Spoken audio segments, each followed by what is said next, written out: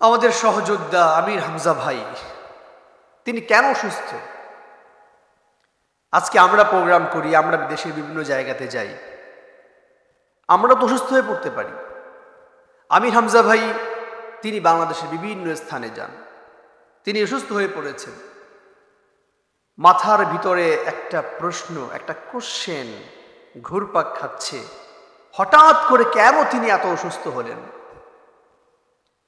এই প্রশ্ন আপনারও হতে পারে, অনেকের হতে পারে। এই ধরনের অসুস্থতা কেন আসছে?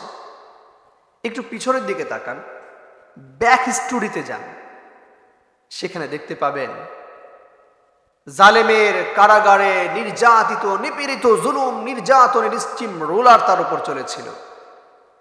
একদিন, 2 দিন, 1 বছর, 2 বছর নয়, দীর্ঘ সময় ধরে তার উপর জুলুম, অত্যাচার, নির্যাতনের স্টিম রোলার চলেছিল। অপরাধ একটাই, কেন হক কথা, কেন সত্য কথা, সঠিক কথাগুলো সকলের সামনে অকপটে বলে বেড়াচ্ছে? কেন কোরআনের স্পষ্ট বিধান, স্পষ্ট আইন স্পষ্ট ভাষায় কেন উচ্চারিত করছে?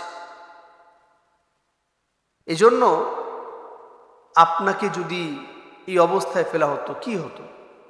এজন্য আমরা তার জন্য দোয়া করি। এই মানুষটা তিনি যেন সুস্থতার সাথে আবারও ফিরে আসতে পারেন। কারণ আমির হামজা ভাই শুধু এই কারাবদ্ধ ছিলেন, এই জুলুম নির্যাতনের শিকার ছিলেন, বিষয়টা এমন না।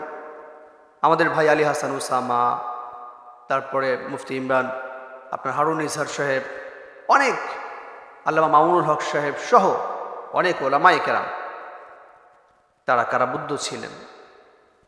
শেখ জসিমউদ্দিন রহমানী, তার উপর তো এত পরিমাণে জুলুম করা হয়েছে যেটা বর্ণনাতীত। তো এই জন্য তার অসুস্থতার কারণ আমরা এটা আজ করতে পারি। তিনিও বলেছেন যে কারণে তিনি আজকে এত অসুস্থ, সেটা হচ্ছে স্বৈর সরকার, জালেম সরকারের অত্যাচার, নির্যাতনের কারণে আজকে তার এই অবস্থা। এজন্য আসুন আমরা আলেমদের বদদোয়া থেকে বেঁচে থাকি। আবারও সামনে আপনারা যারাই ক্ষমতায় আসবেন, যদি ভাবেন আমরাও জুলুম নির্যাতন করব আর প্রয়োজনে তাগিদ মনে করেন, এটা আপনাদের জন্য বোকামি হবে। ইতিহাস থেকে যদি শিক্ষা না নিতে পারেন, তাহলে আপনারাও ইতিহাসের আস্থা করে নিক্ষিপ্ত হবেন, কথাটা মনে রাখবেন।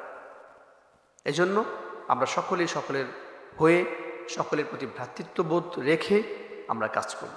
আল্লাহ তৌফিক দান করুক। আল্লাহুম্মা।